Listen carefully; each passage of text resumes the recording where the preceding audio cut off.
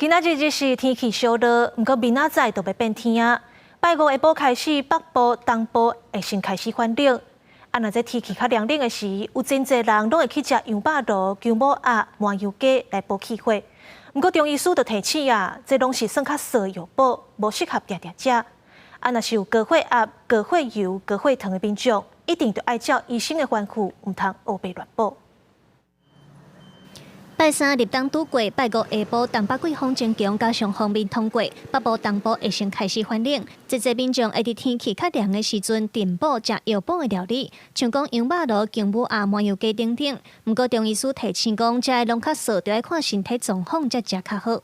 我就建议就吃点四神汤啦，哈。四神汤其实它是一个平补的，有时候晚睡，哈，有时候比较忙，那很容易上火。那你吃姜母鸭、羊肉卤，可能是在冬天的时候有几天会比较凉的时候，比较寒，它是可以吃的。但是如果一般的体质，就是你可以加入刚刚理事长讲的，加一些水果，加上一些蔬菜多一点，让它变成趋向于比较不会那么热。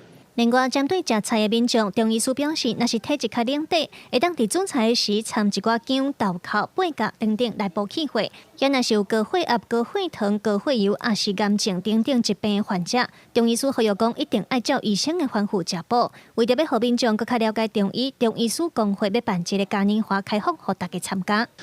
小孩子转骨啊、成长啊，或者是妇女相关的疾病啊，歌舞。还有包括这里面会告诉你说，哪些植物，我们中药植物是怎么采用？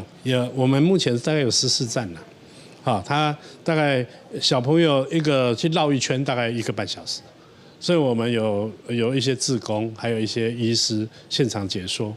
全国中医普丹嘉年华一年办一届，今年打算11月12日伫台中举办，现场有13种主题的单位，有200多位中医师会当为民众讲解。记者卢尚如、曾俊尧台北报道。